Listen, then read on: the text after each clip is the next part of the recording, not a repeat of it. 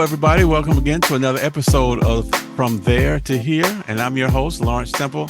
I have a very special guest, someone that I would have on the show anyway, based on the person that she is and the things she does, but she's also a close family friend of our family. This is Ms. Antoria Jones.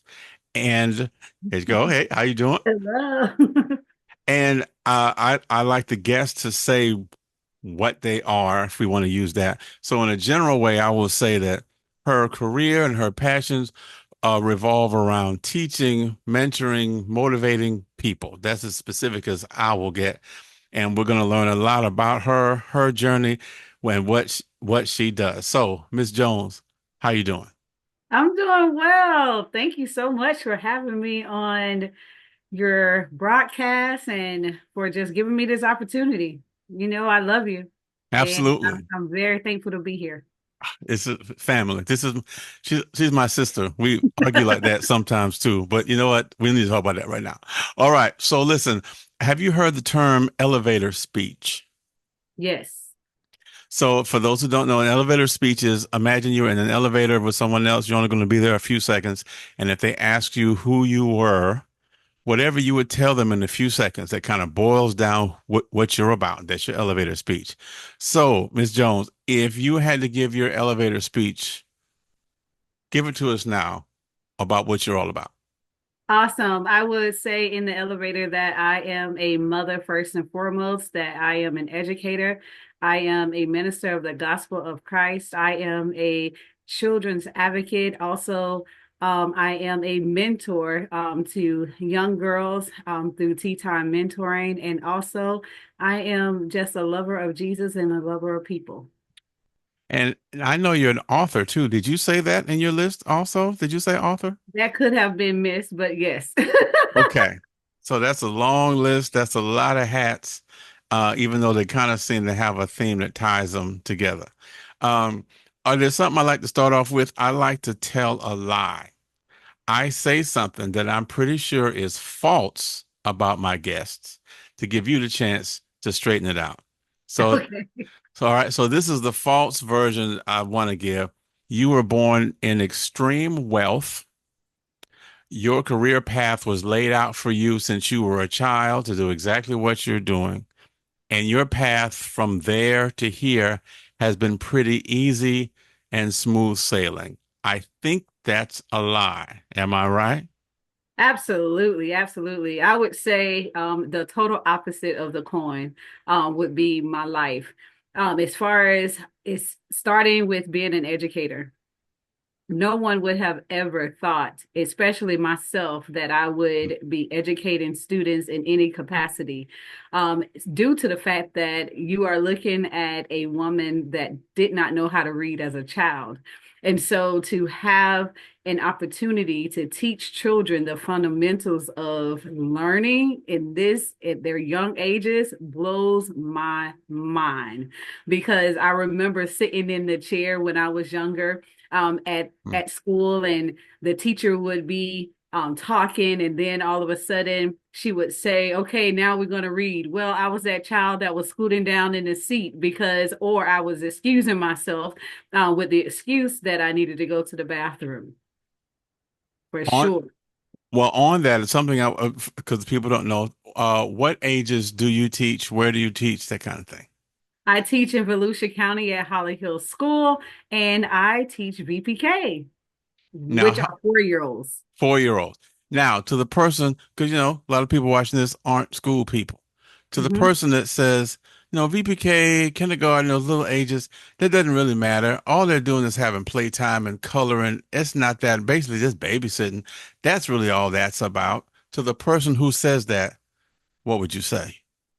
We are not babysitters by far. When Volusia County hires us as educators, that's exactly what we are. We have to have the same credentials as anyone that are in the early learning stages from VPK to second grade. We have to have those same credentials. So it is not babysitting. This is us teaching and preparing children for kindergarten and making sure that they are ready. They're ready. And what happens in those earlier grades, maybe second, third, fourth, with the child who doesn't get a handle on the basics that you're teaching them at 4 and 5? What happens to them third grade, second grade, third grade, fourth grade? What happens? Well, the significance of learning how to read at an early age is impactful, because if they don't have the basics of letter sounds, letter recognition, if those basic skills or how to blend words together, Hmm. if they're not set in motion in their early grade levels, we see the impact of it in third grade when it's time for testing. These children are struggling and they're not learning the fundamentals ahead of time. Therefore, they struggle in reading. I wanted to get that out there so people know it's not playtime and that It's not play. you're setting a foundation. Well, Yes. And I believe that if we can get them to love education, if we can get them to love reading everything about school at 4 years old, then we are setting a platform for every teacher that they're going to encounter in their future. And it's a platform that can be built upon. okay. Well, how did someone who was trying to excuse herself from the room so she didn't have to read, how did that person end up being a teacher who loves teaching? How did that happen? Yeah. So when, to be honest with you, I feel like I woke up and I was there. Wow. This is the truth. I feel like I woke up and I was there, and I know that it was a journey to it, but that's the reality of how it feels. Hmm. But when I was in, I went to high school. Thank God I had a godmother that was an educator, Okay. and she saw that I was starting to struggle in high school. But I had all the excuses under the sun because I was raised by a mother that did not have a healthy lifestyle with education. Okay. She dropped out of school, so she did not have the fundamentals that was needed for me in order to navigate me in that way. Okay. But thank God for a godmother. Mhm. And she saw that I had the tendency to play. I played all the time. I was quiet, but I was playing. Okay. And when she noticed that, she said to my mom for me to come to school with her. Now, this school that she was working at, one would think that it was like lean on me. Okay, from the stories that I heard about this school, Okay. I thought that I was going to the jungle. Okay. I thought that I was going to an educational system that was in prison. Everybody there, they were fighting all the time, and we were going to have police officers there all the time. Like, this was my perspective going into this school. Okay. But when I got there, I met teachers that cared about me as an individual and was unwilling to just push me along the way. Okay. So these teachers dedicated time before school, after school, Hmm. and they started to plant the seeds that I wasn't even sure that I would go to college. Okay. But those seeds, they followed me. Then when I got to Cookman University, um, I met a professor and Dr. Allen Kelsey. When she met me, I would leave the classroom because she was one of those professors that would have college students reading in class. Who would have ever thought? I'm Here we go. like, I thought I Yeah. passed this. I thought I was over this, right? Hmm. So she would call on individuals to read in the class, and here I was as an adult now, Okay. and I'm dismissing myself. And so one day she pulled me to the side and she says, I don't know exactly what's going on, but I noticed that you are leaving this classroom often. Hmm. And she says, so we're going to stop that.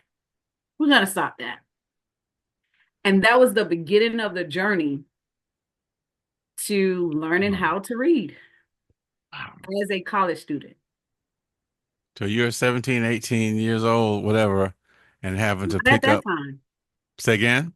Not at that time. Okay. I actually went to school late. Okay. I went to school, I got saved, and one of my leaders, she came up to me and she says, "Hey, what are you going to do with yourself?" And I told her, I said, "Well, I just signed up for Valencia Community College." Hmm. And at that time, I was 21 years old. Okay. And she says, due to all of the circumstances that I had at home, I had a mom that was ill. I had family that was codependent upon me seriously. I was working three jobs at that time. Mm. And she looked me dead in my face and she said, if you go to Valencia College, she said, Antoria, you're going to be there for the rest of your life. That was a hard pill to swallow because I was so proud that I had just filled out the application. I was just doing the thing. I thought I was doing something. And she Yeah. said, "What?" But that was a reality to me Hmm. because it took her saying those words in order for me to understand what I felt in my heart that God was saying to me, that He was Hmm. going to change my surroundings. And so with me being willing and obedient to follow what my leadership was saying and also to follow the direction of what I felt in my heart, Yeah. I ended up at Cookman Okay. at 21 years old. Now, here's another lie, just 'cause I know some of your story. Uh, let's see. The day you graduated Bethune-Cookman University, the very next day, you got a full-time job as a teacher in Volusia County Schools. That's a lie. Am I right? That is right. When I left Cookman, I left with a bachelor's degree in sociology. And I knew that I wanted to help people. I didn't know how. Initially, I thought that I wanted to be a nurse when I was in high school because I cared for my mom a lot due to her sickness. And I thought, oh, well, I can just go and become a nurse and I can do that for other people. Well, I pursued that for a moment, Okay. but once I went through clinicals as a CNA, I said, no, this is not for me. Okay. When I left Cookman, I went straight to a facility that housed children. And what we did there, children that was displaced or children that was taken in through DCF, Hmm. we would take those kids and we would place them in group homes. And that's what I did when I first got out of school. And not too long after that, I was pregnant with my son. Okay. And then I became a stay-at-home mom for 8 years. So it wasn't I graduated college one day and became a teacher the next week. A little bit longer journey than that, right? It was a little bit longer than that. The first teacher that I became a teacher to were my children. Okay. And it was through my children, I took my son, he applied to um, took him and signed him up for school, and he was in kindergarten. And his teacher, when she met him, she said to me, she said, did you do this? Did you teach him all the things that he knows? Mm. And I said, yes. And she was blown away. And she said to me, you're an educator. And I was like, nah, Yeah. no, no way. There's no way under the sun. Now Yeah. I was ministering at the church to young children. I was ministering at the church. I was doing those kinds of things, but I thought that the limitations to me teaching would had to be Bible Okay. because I felt like, okay, God, he covered my imperfections as I was teaching the word. Hmm. But that could not be transferred over to a classroom So in you a thought. public sector. That's what I thought. So Okay. there was no way for me to do that. Okay. Yes. So when she told me that, that was the farthest thing from my thoughts.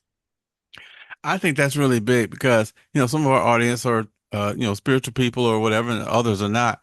But I have seen that in people in, say, their church world. They think their talents or whatever that they do in church, they think, well, it could only be used in church. I could never do it out here or out there in the world or with a job or whatever. But you're proof positive that that's not the case. It's not the case. It's not the case. And then as we serve in any capacity, whether it's in the church or whether it's in our community, us serving, one of the things that I have heard from my leader is that serving surfaces the gifts. And so I didn't even realize that that gift was being surfaced by me teaching Bible. It was showing me that the gift of teaching was there, but it took someone to actually see the product of my child and what he was able to do. And then having my daughter right after him, she saw that skill set and spoke to it. Mm, So when it was time for me to go back to work after facing divorce, I said, well, I was told years back that I had this gifting of teaching. okay. I have a love for children. Let me tap into it and see what's possible. So I became a paraprofessional, which is a teacher's assistant. Mm-hmm. And that was the start of the journey. I stepped my foot on that campus of Holly Hill School and I haven't left since. I absolutely love it. And the things you do, your interests and talents are so widespread. I could take 4 hours to get the whole thing done. So I know I'm hopping around, but it's for the sake of time. Mhm. One of the things that I know you've had an impact on at your campus and beyond is your group called Tea Time. Tea time, And these aren't 4-year-old girls. These are older than that, correct? third through fifth grade. Could you talk a little, because I know this is a big, near and dear to your heart and something phenomenal that you're doing. Could you talk about Tea Time? Absolutely. So in 2023, sorry, 2023, I was working summer school and I saw these girls and they were bullying another child. And all of them were girls. And it took me to a point where I was so bothered. It wasn't like I never seen girls bullying or picking on or whatever. I've seen that, right? Yeah. But that incident, I was dreaming about it. I was thinking about it, and I said, "Man, something has to be done. Mm-hmm. Something has to be done." Well, when I made that suggestion to myself that something had to be done, I didn't know that I was the one that had to do something. Okay. And I and there was tea time. Tea time means teach, engage, acquire. So what we do is we gather these girls at Holly Hill from third to fifth, but it's not just Holly Hill kids. We Mm-hmm. do go up to 12th grade, but those girls do not meet on our regular schedule every other Tuesday because of their schooling. But they're able to participate with us on adventures outside of the school hours. Okay. Okay, so what we do is these girls, we come together and it is the merging of generations. Mm-hmm. It is the opportunity for generations to come together and just be girls. For us to talk about everything that surround girls, for us to actually be the leaders that they need to see, how they should carry themselves, how they should welcome one another, embrace one another, how they should serve, how they should serve their bodies, how they should serve one another, how they should serve their community. And so we do that by bringing mentors and also sponsors with Mm-hmm. Tea Time. We bring them all together. This is not just within the borders of Holly Hill School, but this is within our community. Okay. Women that are influential, girls that are influential in our community, we bring them together. So because we want the girls to know that there is more, there is more. And so there's more than just Antoria Jones, the teacher on Holly Hills campus. Hmm. There's a lawyer over here. There's a doctor over here. There's an artist over here. There's a singer over here. So we're bringing these women together to expand them in their thought process, also to build community, and then allow women themselves to be celebrated Hmm. by another woman, and then also to create culture and just oneness in our community. I love it. Matter of fact, I know someone I'll suggest someone that might be a guest or a speaker for you. I'll tell you about that later. Just here Okay. thinking about what you're talking about, and this exposure is so powerful. Um, which makes me kind of hook on to this question. Let's say because you deal with young people, let's keep it with girls, the girls of tea time.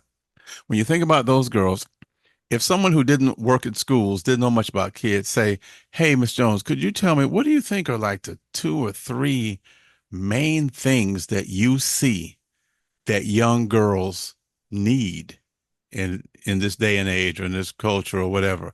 Could you boil it down to two or three of the main needs that you see that these girls need? Okay, so I'm just going to boil it down to one. They Okay. need the generations before them. Please talk about that.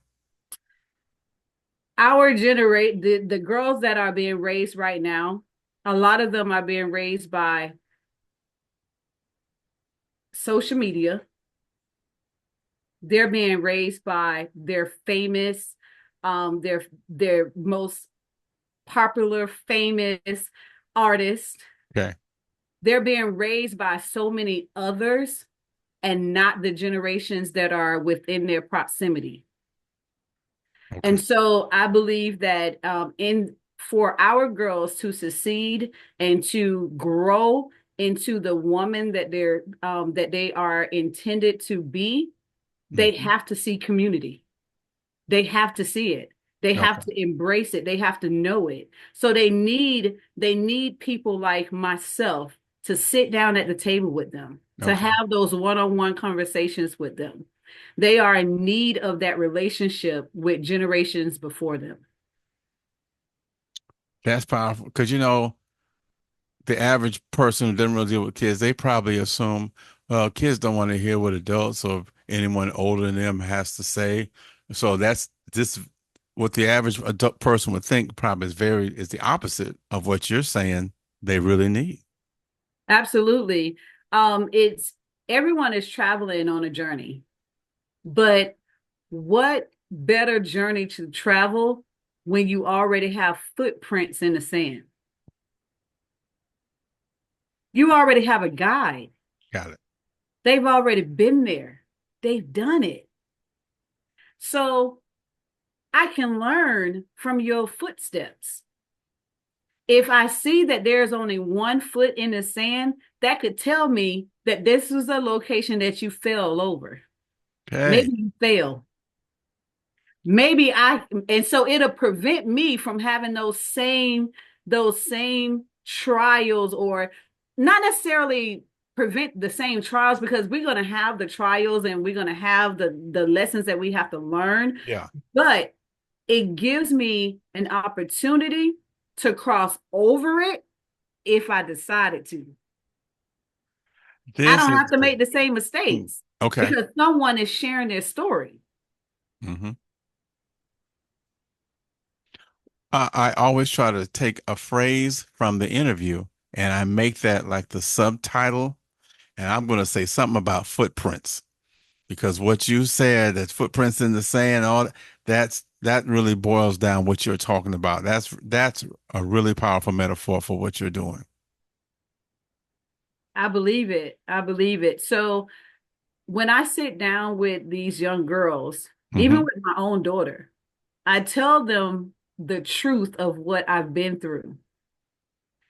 The truth of what I've been through has the ability to set a platform for them to walk with assurance that they can make it. Okay. Um, and I give other women the opportunity to do it as well through tea time. So it's not simply you, it's the community of people you're bringing in to share and pour into these young ladies. Am I saying it the right way? Yes. Yes. It is my desire for our girls to not only see me, but I want them to see this entire community. I want them to know that there are women out there doing amazing things and they're making a difference right here in Volusia County, and they can too. There are girls that are making a difference right here in Volusia County, and they Yes. can too. Love that. The they can too part. And I'm a big believer that you have to be exposed to things, right? You have to see someone do it, and that lets you know it's even possible. If you don't see it, you don't even think it's a thing, and definitely not a thing for you. Absolutely. Coming from a background of the projects, I tell everyone I know what red brick feels like. Okay. And sometimes coming from that atmosphere, red brick has a tendency to close in as a community. Okay. It closes in on you. And if you don't have someone, like I had a godmother, if you don't have someone that can show you something else, it's easy to repeat what you already are in. Okay. Say that. It's easy. And this is not being judgmental. Yeah. This is the fact that I've lived it. I know because I lived it. No one, I don't have to go and read this in a book because God has allowed me to be a book. I Okay. come from it. My own pages, it has the address, Okay. right? So with that, it's nothing about being judgmental. It's about just shining a light on a path that is possible. Again, the path, the walk, and the footprints, that's a consistent theme that you're talking about, sharing with us. In the about 7 minutes I have till my timer goes off, one of the other, we need to do a part two at some point. I'm just letting you know that now. So talk to your agent about that. But uh, we mentioned one of the 35 hats we mentioned that you wear is as an author. Could you talk a little bit about what you've written, why you wrote it, anything you want to tell us about the writing part of your life? Okay. So the book that I wrote was The Journey. It was unexpected yet necessary. With that, it is written more like metaphors. It is a journal that is specifically designed for women. And in this journal, I am expressive about my walk as a woman and going through disappointment, going through pain, going through shame, and also going through victory. And in these journals, as I am writing them and giving my expression on the life that I've experienced, Yes. I'm allowing the and giving women the permission to share theirs, to share their story with other women. Because I do believe that if we are constantly sharing this information, I do believe it, just like I said with the young girls, it's the same thing with women because there are a lot of women that are Yes. hurting, but they're not talking. Okay. And they're not talking because of the possibility of I'm going to be shamed by what I say, or I'm going to be judged, or I may not be accepted. But we have to start talking. We have to start sharing with one another because as a believer, I believe the scripture that says that we overcome by the blood of the lamb and by the word of our testimony. Mhm. And we've got to start talking. We have to start talking because that's the only way we're going to be healed. And to see women healed, that's what I wrote. I love that. I love it. So the girls and women both are getting fed by things that you're connected with. Absolutely. You mentioned that in this, wish you had more time, but in the time we have here, you mentioned earlier that you dealt with divorce, Mhm. and I you go see many. men, but women, more particularly in our culture, can sometimes feel like their life is over when they go through that. Would you share with us for the woman who's dealing with divorce and it's been difficult and feeling like, my life is over, or it can only be so much now because I'm divorced, whatever. What would you share from your experience and from your healing to to that woman? The first thing that I would share is divorce has happened and death has occurred, but God is the one that is able to resurrect. And in that resurrection, Yes. there is a new you that you're not married, but there's a new you that must be introduced to you in order for you, Hmm. through God's grace, through your discovery, to introduce to the world. So there's a whole nother you that you must encounter in order to introduce yourself to the world again. Wow. I got it. I knew you. I love that. Uh, would you say you are progressing on your journey as far as that goes, or have you fully completed your journey of growth through divorce? Or how would you describe your current state of walking through that, if I'm making sense? Absolutely. So, as far as a complete, I don't know if everything is ever completed. Hmm. But I do believe that, am I still in the grave of divorce? Absolutely not. Absolutely not. Okay. I do believe that God has done a work in my life through community, through forgiveness, Hmm. through love. I'm telling you, it's possible to live again. Wow. That might be the phrase I take instead of live again. I like that. You keep dropping these gems. I don't know which one I want to make the subtitle for. You give me too much work. Uh, Oh. no, we'll figure it out. I love that. We got a couple minutes left. How about just answer the question, what's next? What's next? What's upcoming for Miss Jones? Well, what's next is I am starting to take on some speaking engagements. I have the opportunity to speak to singles and married, which is so phenomenal Wow. because having the single life and then also being previously married, being able to speak to both arenas is amazing. Wow. Also, I have taken on life coaching as a certified life coach, being able to talk to women and allow them to experience that forward moving out of divorce, out of shame, out of pain. Also, just the trials of life, just moving forward, deciding to move forward. I'm excited about that. Continuing the journey of tea time and tea time mentoring, reaching Volusia County, beyond Holly Hill City. So yeah, we on the move. It's time to move forward. It's time to move forward in everything that we are called to do. I, Making more footprints as you go. Yes. Thank you so much, Ms. Jones, for being our guest today. You've said so much that's going.